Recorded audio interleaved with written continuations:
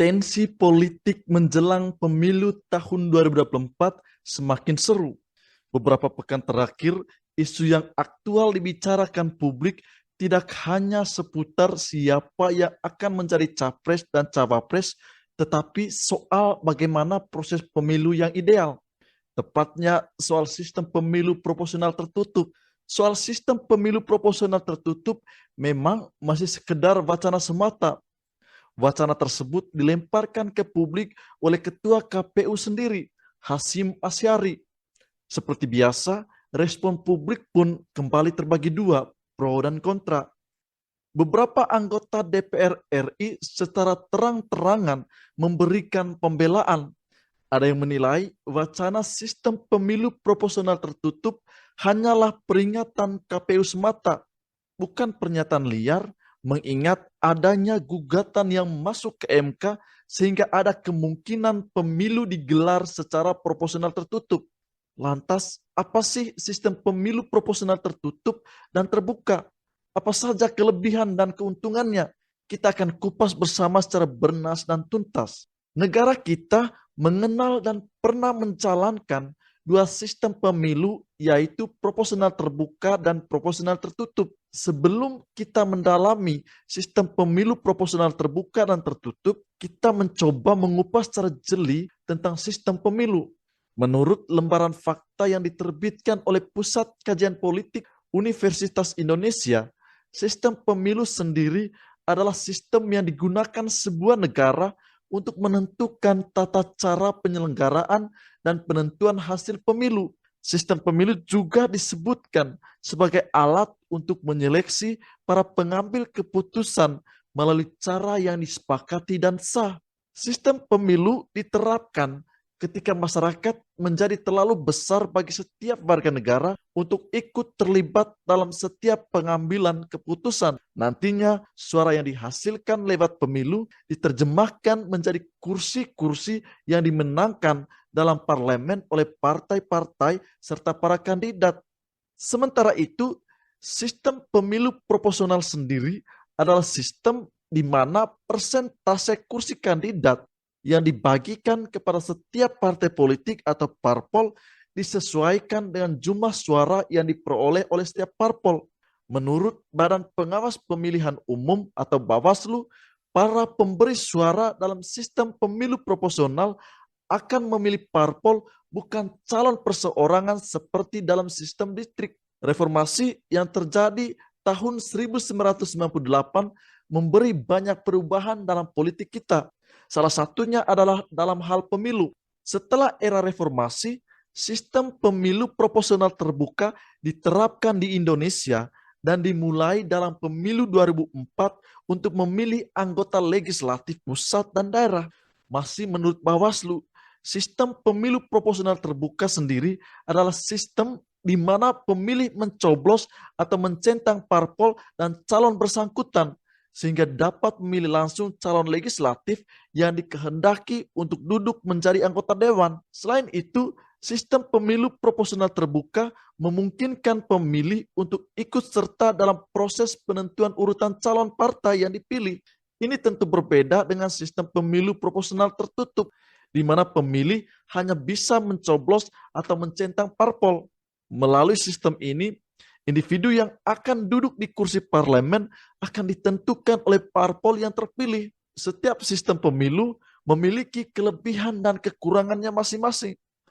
Nah, sekarang kita akan petakan secara mendalam kekurangan dan kelebihan sistem pemilu proporsional terbuka. Salah satu yang paling umum dari kelebihan sistem pemilu proporsional terbuka adalah memberikan kesempatan yang sama bagi seluruh calon legislatif. Setiap kandidat berhak menduduki parlemen terlepas dari apapun nomor urut dan kemampuan finansialnya. Di sisi lain, sepertinya sistem proporsional terbuka justru dapat menghambat penguatan sistem demokrasi. Hal ini dikarenakan sistem tersebut cenderung hanya menguntungkan calon kandidat yang lebih dikenal di masyarakat atau orang yang mempunyai tingkat popularitas tinggi di masyarakat. Kelebihan dan kekurangan sistem pemilu proporsional terbuka ini juga dibedakan dengan jenis sistem pemilu proporsional tertutup. Adapun kelebihan dan kekurangan sistem pemilu proporsional terbuka dan perbedaannya dengan sistem pemilu proporsional tertutup. Sekarang kita akan membedah secara rinci kelebihan dan kekurangan sistem pemilu proporsional terbuka dan perbedaannya dengan sistem pemilu proporsional tertutup. Pertama, kelebihan sistem pemilu proporsional terbuka dan tertutup. Kita lihat sistem pemilu proporsional terbuka. Kelebihan pertama, intensitas interaksi pemilu dan kader politik lebih baik. Pemilih juga dapat memilih langsung kader pilihannya dan membuka ruang bagi partai baru untuk berkonsentrasi. Nah, bagaimana dengan kelebihan sistem pemilu proporsional tertutup? Kelebihan dari sistem ini antara lain, intensitas interaksi pemilih dan kader politik lebih banyak, memperkuat partai politik melalui kaderisasi. Selain itu, yang lebih penting, sistem proporsional tertutup dapat menekan potensi politik uang. Kedua, bagaimana dengan kekurangan sistem pemilu proporsional terbuka dan tertutup? Kita mulai dari sistem pemilu proporsional terbuka. Kekurangan yang sangat jelas dari sistem pemilu proporsional terbuka, yang pertama, melemahkan partai politik lantaran mengedepankan figur. Kader kurang fokus sosialisasi visi partai. Partai berpotensi mencalonkan kader partai yang sebatas mesin pengumpul suara dan terutama meningkatkan persaingan antar kader dalam partai. Nah, sekarang yang kedua, kita melihat kekurangan dari sistem pemilu proporsional tertutup. Kekurangan yang pertama adalah mengurangi interaksi kader partai dengan pemilih. Sistem ini juga kurang sesuai untuk partai kecil dan bahkan tidak menguntungkan bagi partai baru yang belum banyak dikenal. Yang paling penting dan mengerikan dari sistem proporsional tertutup adalah rentan terjadi hegemoni partai politik. Dari berbagai informasi, kita semua tahu 8 fraksi di DPR telah menyatakan penolakan mereka terhadap sistem proporsional tertutup. Kedelapan fraksi tersebut meninggalkan PDIP sebagai satu-satunya partai yang mendukung ide itu. Apakah itu kabar baik dan mereka akan konsisten untuk menolak wacana proporsional tertutup? Kita tidak bisa prediksi secara pasti. Ini isu politik, sangat dinamis dan syarat dengan banyak kepentingan. Terlepas dari momentum yang bermasalah, karena kita telah masuk dalam kalender pemilu, perdebatan soal sistem elektoral ini menarik sekaligus penting sebagai pendidikan politik bagi masyarakat.